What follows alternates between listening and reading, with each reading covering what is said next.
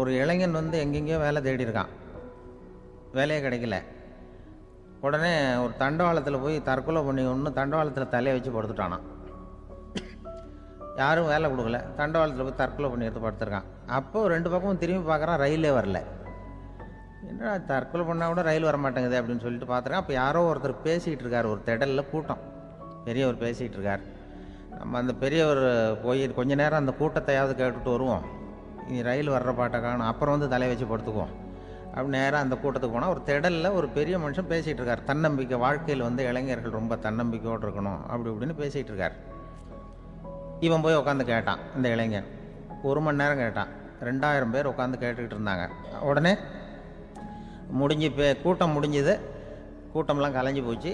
அந்த பெரியவர் பேசிக்கிட்டு இருந்தார், அவரை போய் இவன் சந்தித்தான். இளைஞன், ஐயா, நான் வந்து தற்கொலை பண்ணிக்கணுங்கிற எண்ணத்தோடு வந்தேன், தண்டவாளத்தில் தலையை வச்சு படுத்தேன், ரயில் வரல, அந்த நேரம் உங்கள் பேச்சு குரல் தான் கேட்டுது, நான் வந்து உங்கள் பேச்சை கேட்டேன், 1 மணி நேரம் கேட்டேன், கேட்டு முடித்ததுக்கப்புறம் என்னுடைய எண்ணத்தை நான் மாற்றிக்கிட்டேன், நான் இனிமேல் தற்கொலை பண்ணிக்க மாட்டேன் அப்படின்னா. அவர் பேச்சாளருக்கு ரொம்ப பெருமை, இதுதான் ஒரு பேச்சுக்கு அடையாளம், இப்படி தான் இருக்கணும். சரி, அந்த முடிவுக்கு எப்படி நீ வந்தேன்னு கேட்டார். இப்போ உங்கள் பேச்சை இந்த கூட்டத்தில் எவ்வளோ பேர் கேட்டுக்கிட்டு இருந்தாங்க சார் அப்படின்னு கேட்டான். ஒரு 2000 பேர் இருக்கும்பா அப்படின்னார் அவர். அப்போ அந்த இளைஞன் சொன்னானா, ஒரு 2000 பேரை ஒரே நேரத்தில் சாகடிக்கிற நீ உயிரோடு இருக்கிறப்போ நான் எதுக்கு சார் சாகணும்? நான் இது வரைக்கும் யாருக்கும் எந்த கெடுதலும் பண்ணலை, நான் இனிமேல் சாக மாட்டேன் சார்ட்டு போயிட்டானா. அப்படி கேட்குறவங்களுக்கு ஒரு தன்னம்பிக்கை வரணும். அது வந்து எப்படியோ வந்தால் போகிறோம். இப்போ எங்கள் பேச்சை கேட்டுவிட்டோம், அந்த ரகத்தில் வந்தாலும் சரி தான். வாழ்க்கையில் ஒரு பிடிப்பு வரணும், அப்படிங்கிறது தான் ஒரு சிறந்த பேச்சுக்கு அடையாளம்னு சொல்லுவாங்க. அப்படி வந்து அது பண்ணுறது. இதில் என்னென்னா, இந்த மனிதனுக்கு வந்து அந்த சிரிப்பு இருக்குது பாருங்கள், அதை பற்றி சொல்லுவாங்க. நகைச்சுவை, குடும்பத்தில் வந்து நகைச்சுவை உணர்வு இருந்ததுன்னா குழப்பமே வராதுன்னு சொல்லுவாங்க. பேச்சாளர்கள் என்னென்னா, சில பேர் தெளிவாக, அதாவது தெளிவாக பேசி குழப்புறவங்க இருக்கிறாங்க, குழப்பமாக பேசி தெளிவுபடுத்துகிறவங்க இருக்கிறாங்க. அப்படிப்பட்ட பேச்செல்லாம் உண்டு. குழப்பமாக பேசி தெளிவுபடுத்துறது யாருன்னா சித்தர்கள். நம்ம பழைய சித்தர் பாட்டெல்லாம் பார்த்திங்கன்னா படிக்கிறதுக்கு குழப்பமாக இருக்கும், ஆனால் அது கருத்து தெளிவாக இருக்கும். அதுதான் குழப்பமாக பேசி தெளிவுபடுத்துகிறவரெல்லாம் பழைய நம்ம சித்தர்கள். தெளிவாக பேசி குழப்புறவங்க இருக்கிறாங்க சில பேச்சாளர்கள். இருக்காங்க.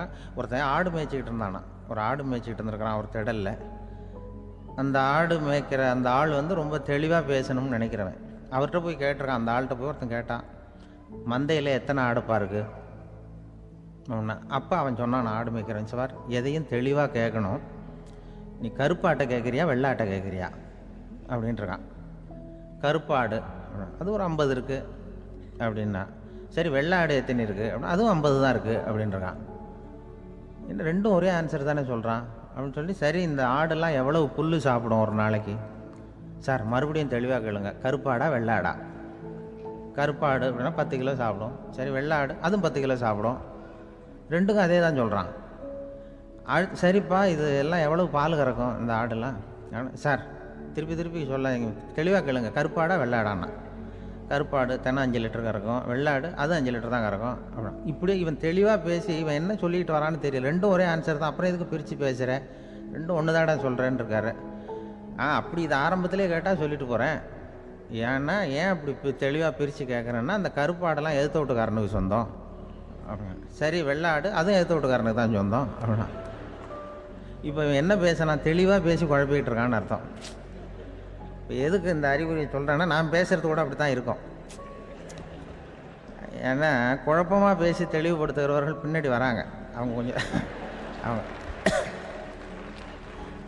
அதனால் நம்மளால் முடிஞ்ச வரைக்கும் கொஞ்சம் தெளிவாக பேசி உங்களை குழப்பி வச்சோம்னா அவங்க வந்து பின்னாடி பார்த்துக்குவாங்க. அதுதான்.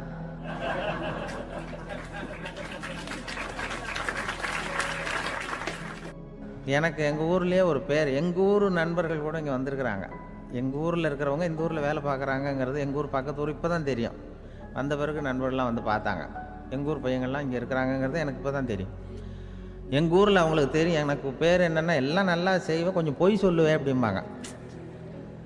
அதுக்கு இப்போவும் சொல்லுவாங்க. எங்கள் ஊரில் ஒரு பெரியவர் கேட்டார், உனக்கு சின்ன வயசுலேயே உனக்கு ரேடியோவில் வேலை கிடைக்கும்னு எனக்கு தெரியும்ப்பா அப்படிம்பார் ஒரு தாத்தா. அது எப்படி தாத்தா உங்களுக்கு தெரியும், அவ்வளோ தீர்க்க தரிசனமா? ஆனால் இல்லை நீ சின்ன வயசில் கூட ஒரு பொய்யை கூட நிஜ மாதிரி பேசுவேன், அதனால தான் உனக்கு அங்கே வேலை கிடைச்சிது அப்படின்னு சொல்லுவாங்க. அது மாதிரி இந்த பொய் சொல்கிறதுல கொஞ்சம் அதுதான் என்கிட்ட உள்ள குறையை தவிர, கொஞ்சம் பொய் சொல்லுவேன், வேறு மற்றதெல்லாம் தெளிவாக இருக்கும். இதுவே சொன்னாராம், அதாவது கடவுள்கிட்ட போய் புகார் பண்ணாங்களாம். கடவுள்கிட்ட போய் ஒருத்தர் புகார் பண்ணியிருக்கிறார், நீ படைத்த மனுஷன்லாம் பூலோகத்தில் பொய் சொல்கிறாங்க, ரொம்ப எல்லோரும் பொய் சொல்கிறாங்க, நீ படைத்த மனுஷன் சரியா இல்லை அப்படின்னு கடவுள்கிட்ட போய் புகார் பண்ணாங்களாம்.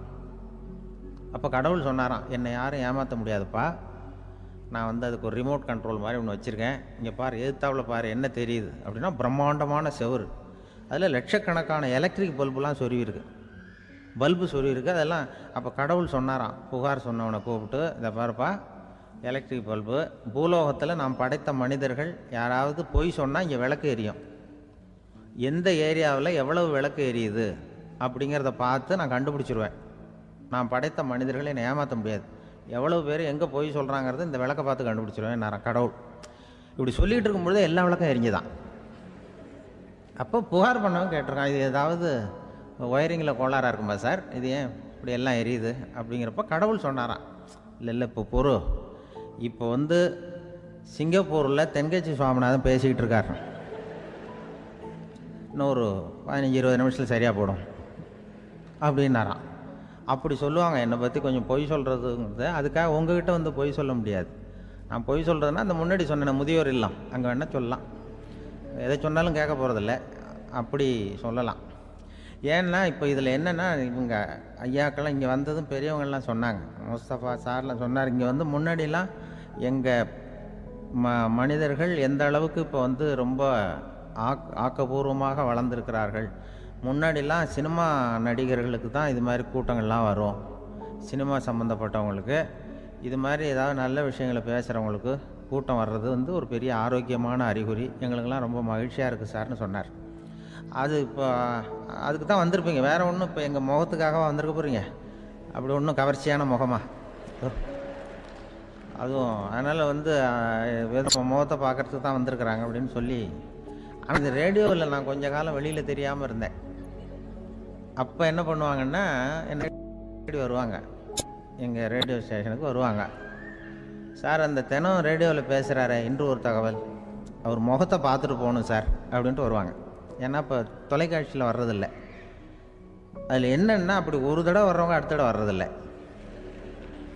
அப்போ தான் புரியுது, ஓஹோ அவங்க ஆள் யாருன்னு தெரிஞ்சுக்கிறதுக்கு தான் வராங்க, வேறு ஒன்றும் ஒரு பெரிய கவர்ச்சி. அதனால் இந்த கூட்டம் ஏதோ என்னோடய கவர்ச்சின்னா அவர் ஐயா சுகிசிவம் கொஞ்சம் கவர்ச்சியாக தெரிகிறார்,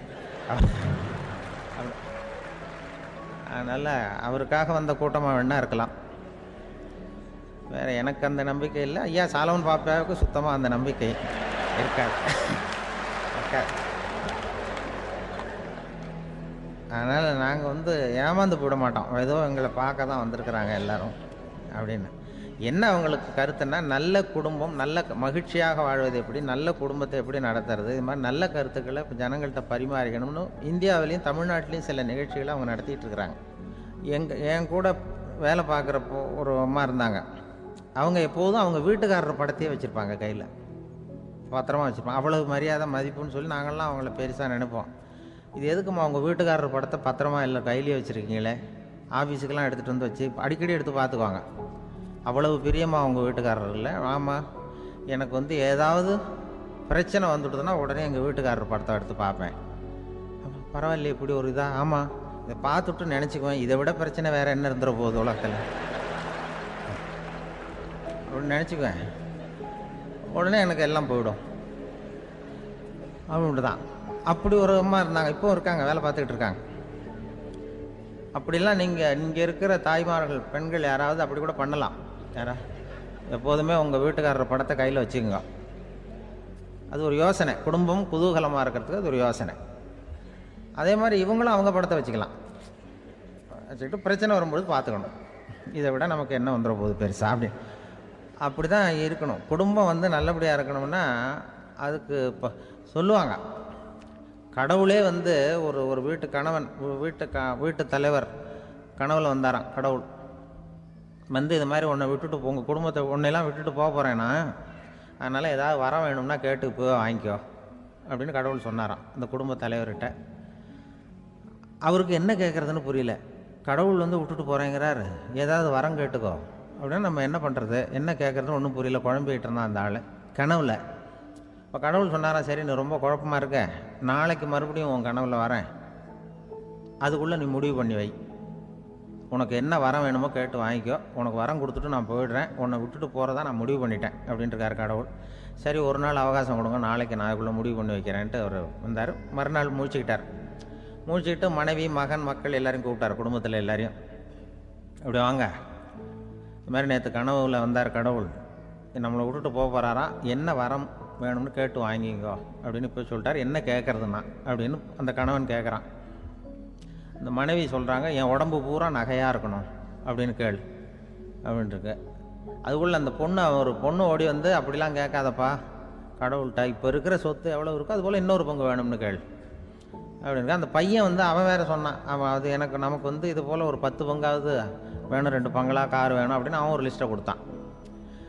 இவர் என்ன கேட்குறதுன்னு முடிவு பண்ணுறதுக்குள்ள அங்கே வேலை செய்கிற அம்மா, ஒரு வயசான அம்மா வந்திருக்கு, வேலை செய்கிற அம்மா. அது வந்து சொல்லிச்சான் இவர்கிட்ட, தப்பாரு கடவுள்கிட்ட அப்படிலாம் கேட்காதப்பா, நாளைக்கு வரும்பொழுது என்ன வர வேணும்னா எங்கள் குடும்பத்தில் எல்லாரும் அன்பாக இருக்கணும், பாசமாக இருக்கணும்னு கேட்டு வாங்கிக்கோ வரத்தை, அன்பு பாசம் குடும்பத்தில் எப்போதும் நிலவணும்னு கேட்டு வாங்கிக்கோ, வேற எல்லாம் நம்ம பார்த்துக்கலான்னு இந்த பெரியம்மா சொல்லிச்சான். மறுநாள் அதே மாதிரி படுத்து தூங்கினார். கடவுள் கனவுல வந்தார். வந்து கேட்கும்பொழுது இவர் சொன்னாராம், ஐயா எனக்கு வந்து எங்கள் குடும்பத்தில் நாங்கள் கணவன் மனைவி புள்ள குட்டி எல்லாம் பாசமாக இருக்கணும், அன்பாக இருக்கணும், இதுதான் எங்களுக்கு வர வேணும் அப்படின்னு கேட்டாராம். இவர் கேட்டதும் கடவுள் வந்து தலையை சொரிய ஆரம்பிச்சிட்டாராம். ஏன் என்ன யோசிக்கிறீங்கன்னு கேட்டிருக்காரு. நீங்கள் அன்பாக பிரியமாக இருந்தீங்கன்னா அப்புறம் ஏன் நான் உங்களை விட்டுட்டு போக போகிறேன், நான் ஏற்கனவே இல்லைங்கிறதுனால தான் உங்களை விட்டு போகலாம்னு முடிவு பண்ணியிருந்தேன். இப்போ நீங்கள் ஏற்கனவே பாசமாக இருந்தீங்கன்னா நான் இனிமேல் போக மாட்டேன், அதனால் ஏன் முடிவும் மாற்றிக்க வேண்டியதுதான், உங்கள் கூட தான் இருக்க போகிறேன்னாராம். இப்படி ஒரு கதை சொல்லுவாங்க. அதனால் ஒரு குடும்பத்தில் அந்தந்த உறவு முறைகள் சரியாக இருக்கிற வரைக்கும் எல்லாம் நல்லாயிருக்கும். அங்கே தான் இறைவன் வாழும் இல்லம்ங்கிறாங்களே, அதுதான் அது. அதில் அந்த குடும்ப தலைவருங்கிறவர் கணவன் அப்படிங்கிறதுனால அவருக்கு தான் பொறுப்பு. அவருக்கு நிறைய சகிப்புத்தன்மை வேணும், கோபம் வரக்கூடாது, யார் என்ன சொன்னாலும் போகணும். சில கணவன்மார்கள் வந்து எது சொன்னாலும் மனைவி வந்து தட்டுறதில்லை. அங்கே போனால் போவாங்க, எதுக்கு போக சொல்கிறேன்னு கேட்குறதில்ல, போகிறது, இங்கே வான்னா வர்றது. திருவள்ளுவர் மனைவி இருந்தாருன்னு சொல்கிறாங்கல்ல, அது மாதிரி. அது எப்படின்னா ஒருத்தர் சொன்னார், அது அப்படி இல்லை, அதுக்கு ஒரு கதை சொன்னார். ஹிட்லர் வந்து வந்தாராம் ஒரு தடவை, ஒரு பெரிய கப்பல் மேலே, கப்பலுடைய மேல் தளத்தில் ஹிட்லர் வந்துக்கிட்டு இருக்கார்.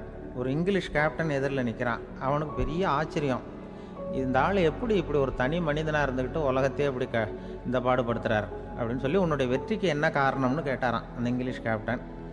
இப்போ ஹிட்லர் சொன்னாராம், என்னுடைய வெற்றிக்கு காரணம் என்கிட்ட வேலை செய்கிற ஊழியர்கள், நான் கிழிச்ச கோட்டை தாண்ட மாட்டாங்க, நான் என்ன சொல்கிறேனோ அதை உடனே செய்வாங்க, ஏன் எதுக்குன்னு எதிர்த்து பேச மாட்டாங்க, அதுதான் என்னுடைய வெற்றிக்கு காரணம் அப்படின்னு சொல்லி அதை நிரூபித்து காட்டுறேன் பார் அப்படின்னு சொல்லி கையை தட்டினாராம் ஹிட்லர்.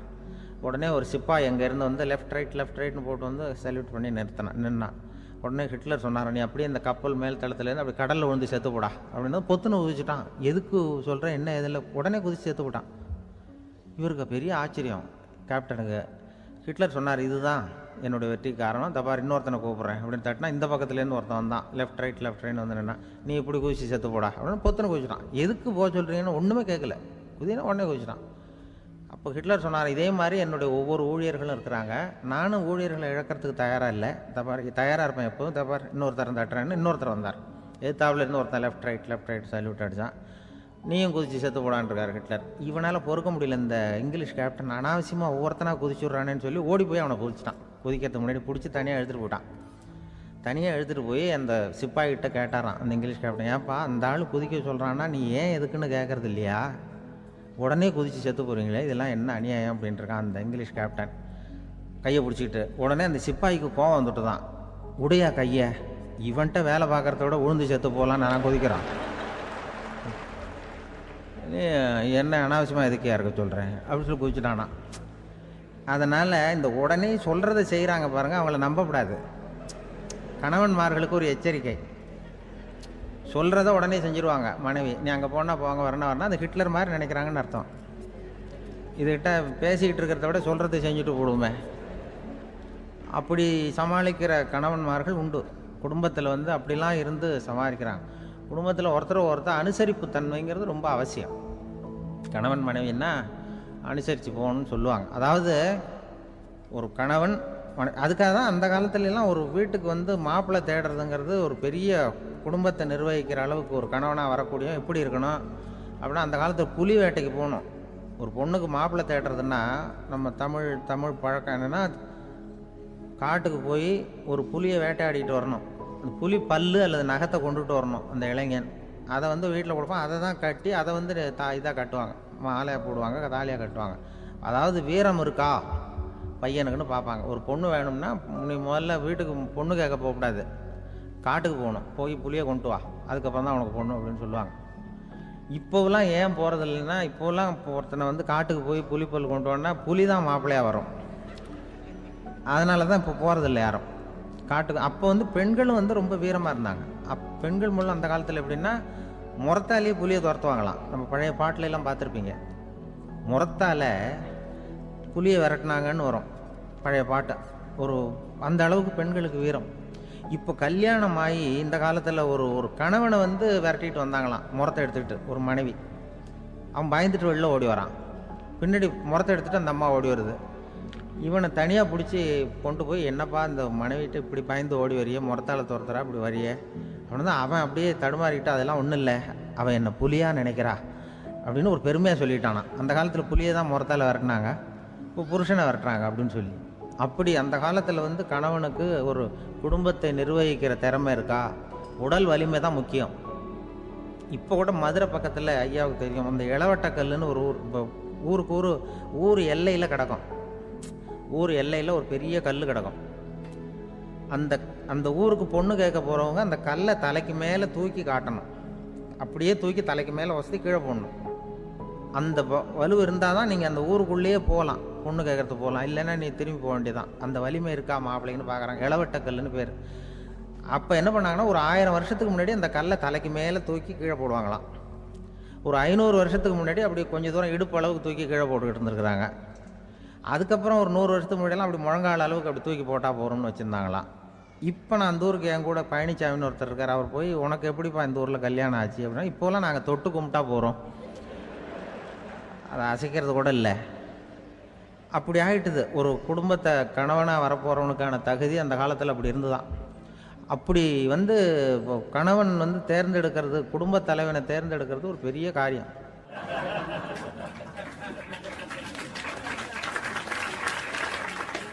ஒரு பெரிய செல்வந்தர் போட்டி வச்சாராம், ஒரு நீச்சல் குளம். அதில் யார் வேணாலும் குதித்து அந்த பக்கம் போய் கரையேறலாம். அந்த நீச்சல் குளத்தில் விஷப்பாம்புலாம் கிடக்கு. யார் துணிஞ்சி அந்த விஷப்பாம்பு இருக்கிற குளத்தில் குதித்து அந்த பக்கம் போய் கரையேறானோ அவனுக்கு ஒரு 100 ஏக்கர் நிலம் கொடுப்பேன். அது வேண்டான்னா ஒரு 1000 ஆடு கொடுப்பேன். அதுவும் வேண்டான்னா என் பொண்ணை கொடுப்பேன் அப்படின்னு போட்டி வச்சார். அதான் மாப்பிள்ளையை தேர்ந்தெடுக்கிறதுக்கு அவர் ஒரு வழி, நீச்சல் குளத்தில் குதிச்சு கரையேறணும். இப்போ அந்த ஊரில் இருக்கிற இளைஞர்கள்லாம் வந்து பார்க்குறாங்க அந்த குளத்தில் குதிக்கணும்னு. ஆனால் குளத்தில் ஒரு விஷப்பாம்புலாம் கிடக்கு. இது என்ன பண்ணுறதுன்னு பார்த்தா யாருமே குதிக்கிறதுக்கு தைரியம் வரல. திடீர்னு ஒருத்தன் துணிஞ்சு குதிச்சான், படபடன்னு அடிச்சுட்டு போய் அந்த பக்கம் கரையேறிட்டான். கரையேறின உடனே பரவாயில்லையே ஒரு ஆள் வந்துட்டான்னு சொல்லி அவனை அந்த இளைஞனை போய் பிடிச்சிட்டு வந்தாங்க. அந்த பெரியவர் கேட்டார், ஏப்பா இவ்வளவு பெரிய விஷப்பாம்பெல்லாம் கிடக்கிற நீச்சல் குளத்தில் நீ துணிஞ்சு குதித்து கரையேறி இருக்கிற, உனக்கு என்ன 1000 ஏக்கர் நிலம் கொடுத்துருவா, 100 ஏக்கர் நிலம் கொடுக்கவா சொல்கிறப்படி அப்படின்னா, வேண்டாம் சார்ன்றான். ஓஹோ அப்படின்னா ஒரு 1000 ஆடு வேணுமா உனக்கு அப்படின்னா, அதுவும் வேண்டாம் சார். ஓ அப்படின்னா என் பொண்ணு வேணுமா அப்படின்னா, அதுவும் வேண்டாம் சாருங்கிறான். அப்புறம் எதுக்குடா குதிச்சுன்ட்டு, என்ன உனக்கு என்ன தான் வேணும் அப்படின்னு கேட்டிருக்கார். என்னை எவன் பிடிச்சி தள்ளி விட்டவன்னு தெரியணும் அப்படின்றான். அதுக்காக அவன் பார்த்துருக்கான். அப்படி இருந்தால் தான் துணிச்சல் வரும் இந்த காலத்தில். எதுக்கு இவ்வளவு சங்கடம்லாம் வச்சாங்கன்னா, ஒரு குடும்பத்துக்கு தலைவராக வர வேண்டிய ஒரு ஆள், கணவனாக இருக்க வேண்டியவனுக்கு துணிச்சல் இருக்கா, தைரியம் இருக்கா அப்படிங்கிறது பார்க்கறதுக்காக இப்படிப்பட்ட தேர்வு முறைகள்லாம் வச்சுருந்தாங்க அந்த காலத்துலலாம். இப்போலாம் கல்யாணம் பண்ணுறது ஆளுக்கு நேரில் பார்க்காமலே கூட கல்யாணம் நடக்குது இன்டர்நெட்டில். இப்போ சர்டிஃபிகேட் கேட்குறாங்க, நோய் நொடி இல்லாமல் இருக்காரா பார், காட்டுக்கெலாம் போக வேண்டாம், நேராக ஆஸ்பத்திரிக்கு போய் ஒரு சர்டிஃபிகேட் வாங்கிட்டு வா, உனக்கு ஒன்றும் வியாதி இல்லைன்னு ப்ரூவ் பண்ணு, அதுக்கப்புறம் பார்த்துக்கலாம், மற்றதை பேசுவோம் அப்படின்னு சொல்லி அப்படி இருக்குது நிலைமை. அதனால் குடும்பத்தில் வந்து அந்த கணவனாக இருக்கிற வேண்டியவனுக்கு பொறுப்பு அதிகம். ஏன்னா எல்லாத்தையும் அனுசரித்து போக வேண்டியதாக வந்தான். அப்படி தான் இருக்குது. அது ஒன்றுக்கு மேலே இந்த கல்யாணம் பண்ணிக்கிறாங்கல்ல, அது ரொம்ப அவஸ்தை. ஒருவனுக்கு ஒருத்திங்கிறது நம்ம இதெல்லாம் சொல்கிறது. ஒன்றுக்கு மேற்பட்ட திருமணங்கள் வந்து சங்கடத்தில் தான் கொண்டு வந்து விடும். நிறைய சொல்லுவாங்க. உலகத்திலேயே ஒரு பெரிய இது என்ன தெரியுங்களா, இயற்கை வந்து நிர்ணயம் பண்ணுது. இப்போ வந்து நம்ம சில பேருக்கு எனக்கு பொம்பளை பிள்ளை வேண்டாம், ஆம்பளை பிள்ளை வேண்டான்னு சொல்லி இந்த ஸ்கேன் பண்ணி என்னென்னவோ பண்ணிகிட்டு இருக்கிறாங்கல்ல. ஆனால் இயற்கை வந்து அந்த 50-50 ரேஷியோவை அது வந்து மெயின்டைன் பண்ணிகிட்ருக்கு. இந்த உலகத்தில் ஒரு அதிசயமான உண்மை என்னென்னா, 116 ஆம்பளை பிள்ளை பிறந்தா 100 பொம்பளை பிள்ளை பிறகுதான். உலக அளவில் 116 ஆம்பளை பிள்ளை பிறந்தா 100 பொம்பளை பிள்ளை பிறகுது. இது எதுக்கு 16 அதிகமாக பிறக்குதுன்னா, அந்த வாலிப வயசு அடையிறதுக்குள்ளே 16 செத்து போகுது. 16 அங்கங்கே ஓடுறது, கொஞ்சம் முரட்டுத்தனமாக போகிறதுனால செத்து போகுது. அந்த 50-50 இந்த ஒருத்தருக்கு ஒருத்தங்கிற ரேஷியோவை இயற்கை வந்து மெயின்டைன் பண்ணிகிட்டு இருக்கு. அது ஒரு பெரிய அதிசயம். அதை விட பெரிய அதிசயம் என்னென்னா, இந்த உலக யுத்தம் நடந்ததில்ல, முதல் உலக யுத்தம், 2வது யுத்தம், அப்போ பார்த்துருக்குறாங்க, கணக்கு எடுத்துருக்குறாங்க. அந்த யுத்தம் முடிஞ்ச பிறகு 116 ஆம்பளை பிள்ளைக்கு பதிலாக 160 170 பிறக்க ஆரம்பிச்சுதான். 100 பெண் குழந்தைக்கு 170 180 ஆண் குழந்தை. இது எதுக்குன்னா, அந்த போரில் செத்து போகுதில்ல ஆம்பளை பிள்ளைகள், அதை ஈடுகட்டுறதுக்காக அதிகமாக பிறக்க ஆரம்பிச்சிருக்கு. அந்த அளவுக்கு வந்து இயற்கை வந்து ஒரு பெரிய ரேஷியோவை மெயின்டைன் பண்ணுது. அதாவது ஒருவனுக்கு ஒருத்திங்கிறத அது சொல்லிகிட்டு இருக்கு. புறாவெல்லாம் வளர்த்திங்கன்னா, நான் கூட புறா வளர்த்துருக்குறேன் ஊரில். புறா வளர்த்திங்கன்னா ஒரு தடவைக்கு 2 முட்டை தான் விடும் ஒரு வீட்டுக்கு. அந்த 2 முட்டையும் குஞ்சு பறிச்சுன்னா அதில் ஒன்று வந்து ஆணாக இருக்கும், ஒன்று பொண்ணாக இருக்கும். அது எந்த முட்டை ஆண் எந்த முட்டை பெண்ணுங்கிறத இயற்கை நிர்ணயம் பண்ணுது. அதை வந்து நம்ம மாற்றவே முடியாது. ரெண்டையும் அந்த பெண்ணாவோ ரெண்டையும் ஆணாவோ மாற்ற முடியாது நம்ம. அதனால் அந்த இயற்கையை புரிஞ்சுக்கிட்டு நாம் நடந்துக்கணும். அதனால தான் ஒரு கணவன் ஒரு மனைவி, அதான் ஒருத்தருக்கு ஒருத்தங்கிறது. ஒன்றுக்கு மேலேனா சங்கடம் தான். ஒரு பஸ்ஸில் வந்து ரெண்டு பெண்கள் வந்துக்கிட்டு இருந்தாங்களாம். பஸ்ஸு பிரயாணம். 2 பெண்கள் வந்து பக்கத்தில் உட்காந்துருக்காங்க. அந்த கண்டக்டரை கூப்பிட்ருக்காங்க, இங்கே வாயா அப்படின்னு அந்த ஒரு அம்மா கூப்பிட்ருக்கு. என்னம்மா அப்படின்ட்டுருக்கார். வந்து இந்த ஜன்னலை திறந்து விட்டு போ அப்படின்னு. சரின்னு பக்கத்தில் இருந்த ஜன்னலை திறந்து விட்டு அவர் போயிட்டார். பக்கத்தில் இருந்தம்மா உடனே இங்கே வாயா மறுபடியும் வாயான்னு கூப்பிட்ருக்கு. வந்து என்ன இந்த ஜன்னலை மூடி விட்டு போ அப்படின்ட்டுருக்கு. மூடி விட்டு போனார். மறுபடியும் அந்த முன்னாடி கூப்பிட்டது வாமா வாயான்னு மறுபடியும் கண்டக்டரை கூப்பிட்டு, என்ன இந்த பார், இந்த ஜன்னலை வந்து நீ மூடி வச்சின்னா நான் மூச்சு திணறி செத்து போடுவேன். அப்புறம் உடனே பக்கத்தில் இருந்த அம்மா, தபாரியா அந்த அம்மா பேச்சை கேட்டுட்டு நீ திறந்து வச்சின்னா நான் குளிர் தாங்காமல் செத்து போடுவேன் அப்படின்னு. அவர் தலையை பிச்சுக்கிறார் கண்டக்டர். என்னடா பெரிய ரொம்ப போச்சேன்னு, கொஞ்சம் தூரம் பிரயாணம், இதில் கூட அட்ஜஸ்ட் பண்ணி போகக்கூடாதா அப்படின்னு. அப்போ அந்த பஸ்ஸில் பின்னாடி ஒருத்தன் கடைசி சீட்டில் வெயில் தாங்காமல் சட்டையெல்லாம் கட்டி போட்டுட்டு ஒரு கிராமத்து ஆள் பீடி குடிச்சிட்டு வரான். அவர் கூப்பிட்ருக்கான் அந்த ஆள், அந்த கண்டக்டர், இங்கே வாயா அங்கே என்ன தகராறு அப்படின்னு. அந்த எதிர்த்து வீட்டுக்காரன் வந்தானே முன்னாடி பஞ்சாயத்துக்கு, அது மாதிரி கண்டக்டர் இங்கே வாயா, அவன் ஏன் நீ என்ன சொல்ல போகிற அப்படின்ட்டு வந்திருக்கான். சட்டையெல்லாம் கட்டி போட்டு பீடி குடிக்கிறான். பீடி புகையை ஊதி விட்டு அங்கே என்ன தகராறு அப்படின்னு கேட்டிருக்கான். ஒன்றும் இல்லையா, அந்த அம்மா வந்து ஜன்னலை திறந்தா செத்து போவேங்கிறது, இந்த அம்மா ஜன்னலை மூடுனா செத்து போவேங்கிறது. நான் என்னையா பண்ணுறது ஒரு ஆள், இதுக்கு ஏன் கவலைப்படுறேன், நான் சொல்கிறத கேள், நான் தீர்த்து வைக்கிறேன் பிரச்சனையை அப்படின்னு சொல்லிவிட்டு பீடியை எடுத்துக்கிட்டு புகையை ஊதிவிட்டு சொன்னானான், கொஞ்ச நேரம் அந்த ஜன்னலை மூடி வை, அந்த அம்மா செத்து போவோம், அப்புறம் திறந்து வை, இந்த அம்மா செத்து போவோம், நாம் நிம்மதியாக போகலாம் அப்படின்னு சொல்லிட்டு பீடி குடிக்க ஆரம்பிச்சிட்டான். அவருக்கு கோவம் வந்துட்டுது கண்டக்டருக்கு. உனக்கு என்ன நீ பாட்டுக்கு சொல்லிட்டு விடுவ, அந்த 2 அம்மாவும் செத்து போச்சுன்னா அவங்க வீட்டுக்காரனுக்கெல்லாம் யார் பதில் சொல்கிறது அப்படின்னா, கவலையே படாத, 2 பேருக்கும் நான் தான் வீட்டுக்காரன்.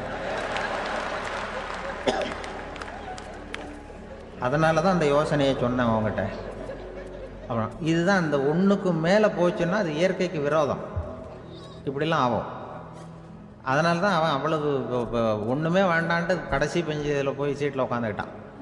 அப்படி அது இயற்கையை புரிஞ்சுக்கிட்டு வாழணுங்கிறது முக்கியம். குடும்பத்தில் வந்து கணவனுடைய பங்கு என்ன, மனைவனுடைய பங்கு, குழந்தை குட்டிகள்லாம் சொல்லுவாங்க. அப்படி இருக்கணும். கணவன்கிறவனுக்கு நிறைய சகிப்புத்தன்மை தேவைப்படுது. மனுஷனுக்கு வந்து வேல்யூ விஞ்ஞானம் எப்படி போட்டிருக்குன்னா, ஒரு மனித உடம்பில் இருக்கிற கால்சியத்தை மட்டும் தனியாக எடுத்தால் ஒரு சின்ன ரூமுக்கு வெள்ளை அடிக்கலாமா. ஒரு மனுஷ உடம்புல இருக்கிற பாஸ்பரஸை மட்டும் தனியாக எடுத்தால் ஒரு 40 நெருப்பூச்சி தயார் பண்ணலாம். ஒரு மனுஷ உடம்புல இருக்கிற இந்த கொழுப்பு சத்தை மட்டும் தனியாக எடுத்தால் ஒரு 7-8 சோப்பு கட்டி தயார் பண்ணலாம். அது மாதிரி ஒரு மனுஷ உடம்புல இருக்கிற இரும்பு சத்தை மட்டும் தனியாக எடுத்தால் ஒரு 2 அங்குல அணி 2 செய்யலாம். இவ்வளவுக்கும் விலை போட்டால் 42 ரூபா 50 காசு. இதுதான் மனுஷனுக்கு விஞ்ஞானம் போட்டிருக்கிற விலை. அது எப்போ அது ஒசரும்னா அவன் மனுஷனாக இருக்கிற வரைக்கும் இருக்கிறப்ப தான். அதுவும் செத்து போனால் அதுவும் கிடையாது, செத்து போனால் அதுவும் குறைஞ்சிரும். மிருகங்களுக்கெல்லாம் அப்படி இல்லை, செத்ததுக்கு அப்புறம் விலை கூடும். அங்கெல்லாம் எல்லா ஊர்லேயும் பார்த்திங்கன்னா உயிர் கோழி 50 ரூபா, உரிச்ச கோழி 60 ரூபான்னு போட்டிருக்கோம். செத்ததுக்கு அப்புறம் 10 ரூபா அதிகம். மனுஷனை வந்து நீ உயிர் மனுஷன் 42 ரூபா 50 காசு, செத்ததுக்கு அப்புறம் 52 ரூபான்னா நீயே வச்சுக்கிடாது, எனக்கு இது கண்டு போட்டு. அவன் வந்து எப்போ அவனுக்கு வேல்யூ கூடும்னா மனிதனாக வாழும்பொழுது தான் வேல்யூ கூடும். குடும்பத்தில் வந்து அந்த பாசத்தோடு வாழணும்னு கடவுள்கிட்ட கேட்டு சொன்னாங்களே, அதுதான் இந்த சமூகங்கிறதும் ஒரு பெரிய குடும்பம்தான். அதனால தான் இந்த நாட்டுக்குள்ள பெருமையை எல்லாரும் ஒற்றுமையாக இருந்தால் எதையும் சாதிக்கலாம்ங்கிறது தான் இந்த நாட்டுக்குள்ள பெருமை. அப்படி நிரூபித்தோம். அதனால் சமூகங்கிறதும் ஒரு குடும்பம் மாதிரி இருக்கிறது தான் பெருசு.